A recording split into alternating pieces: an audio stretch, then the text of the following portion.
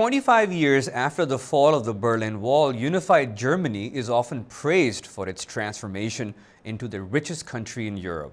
But the economy is not without problems.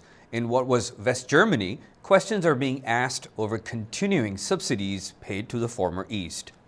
On top of that, renewed tensions with Russia threaten German exports and growth. VOA's Henry Ridgwell went to Germany to cover the wall fall anniversary. Here's what he had to say about the country's progress and challenges since.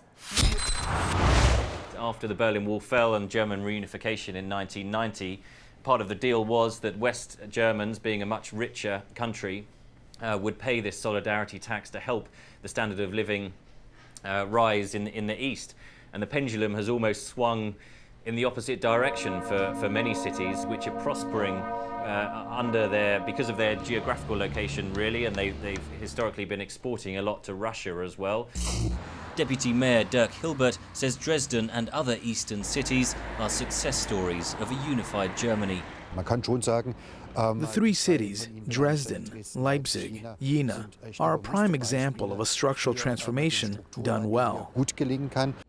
Contrast Dresden with Dortmund, a former industrial hub in West Germany. Its unemployment rate is 12.4%, nearly double the national average, and the city is millions of dollars in debt. It's important not to overemphasize the prosperity of the East, I think. Most economists are keen to point out that the East remains poorer than the West.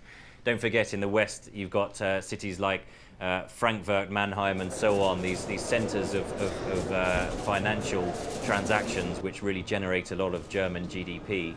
One thing to point out, remember Commander Hadfield at the International Space Station. One of the most famous photographs that he tweeted was a photo of Berlin, and it showed still, incredibly, a division between East and West Berlin. The lights in West Berlin were more modern and they were fluorescent white lights, and those in East Berlin are still the old sodium lights which were yellow. And to see it from that perspective, that line dividing a city, I think shows you how far still Germany has to go, although a lot of progress has been made.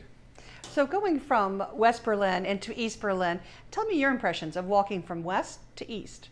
In the West, clearly it benefited from the prosperity of the second half of the 20th century, and it very much has that Western European feel about it.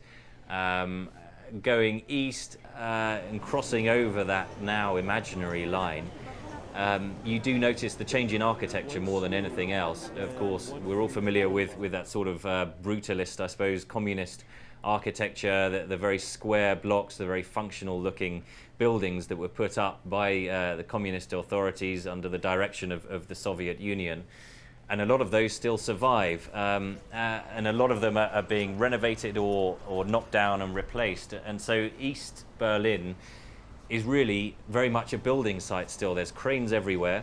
Germany has a lot of money, and it's ploughing a lot of it into trying to build its capital into, I guess, a city worthy of its name. So going forward, how will East and West continue to integrate? And, you know, what about this tax? Is there an end in sight? I think the debate is growing over that solidarity tax, and over the next few years, I think it probably will become more of a patchwork tax, perhaps a local council tax, something like that, where the more prosperous cities in the West continue to pay money towards bringing up the poorer places in the East. I don't think the situation can carry on much longer, whereby, for example, the mayor of Dortmund says that he's had to take out a new loan simply to pay the money to help the East, where they're doing quite well.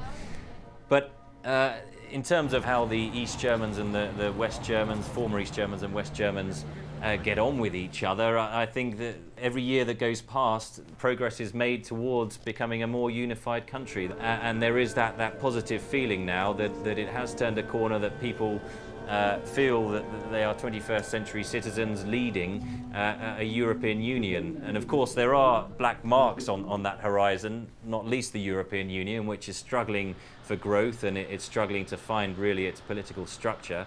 And secondly, for East Germany, which still has strong links with Russia, harking back to the Soviet days, Now the sanctions applied by the European Union and the retaliatory sanctions applied by Moscow are really cutting their trade across that border. But overall, I think still some way to go, 25 years on, but a lot of progress has been made. And our thanks to Henry Ridgwell. He covers news from Europe for VOA.